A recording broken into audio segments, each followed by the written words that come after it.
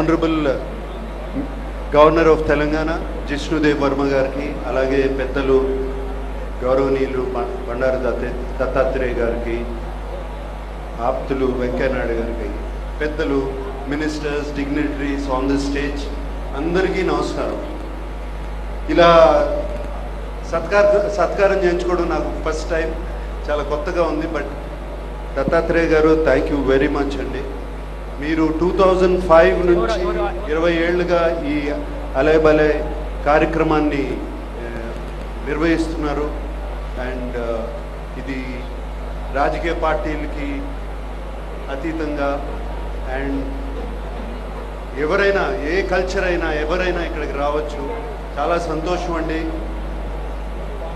రాజకీయ నాయకులు, మినిస్టర్స్ అందరూ ఇలా ఒక వేదిక మీద, ఏ పార్టీకి చెందిన వాళ్ళైనా ఇలా వేదిక మీదకి రావడం మాకు ఎంతో కాన్ఫిడెన్స్ ఇస్తుంది. ఎందుకంటే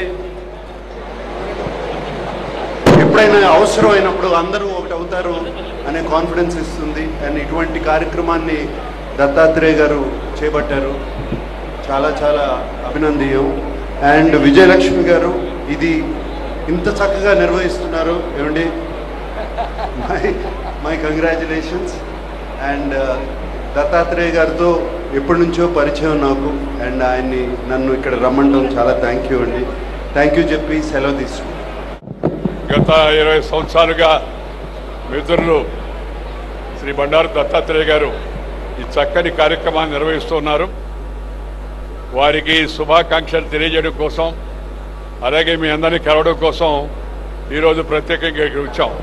ఈ అలయ్ బలయ్ అంటే మనందరం సోదరులం, మనందరం బంధువులం, ఒకరితో ఒకరు కలిసిమెలిసి ఉండాలనే సందేశం ఈ యొక్క పండుగ యొక్క, ఈ ఉత్సవం యొక్క పరమ ఉద్దేశం. ఇవాళ దేశంలో కులం పేరుతో, మతం పేరుతో, వర్గం పేరుతో, వర్ణం పేరుతో, జాతి పేరుతో జనాన్ని చీల్చే ప్రయత్నాలు చేస్తున్నారు. కొంతమంది అక్కడెక్కడో ఏదో నేపాల్లో జరిగింది, ఇంకేదో జరిగింది, అక్కడ జరిగింది, ఇక్కడ జరిగింది. ఇండియాలో అలాంటి అవకాశం లేదు. అది ఎవరన్నా ఆశలు పెట్టుకుంటే వాళ్ళు నిరాశ పాలవుతారని చెప్పని ఈ సందర్భంగా నేను మనవి చేస్తున్నాను. ఎందుకంటే ఈ దేశంలో వేషం, భాష వేరైనా మనమంతా భారతీయులం. अलग भाषा अलग वेश फिर भी अपना एक देश, వివిధతా మే ఏకత, భారత్ కా విశేషత అనే సిద్ధాంతానికి కట్టుబడి జనం తాత్కాలికంగా ఏదైనా చిన్న చిన్న విభేదాలు వచ్చినా వాటిని పరిష్కరించుకొని అందరూ కూడా భారతీయులు అనే భావంతో ముందుకు వెళ్తుంటారు.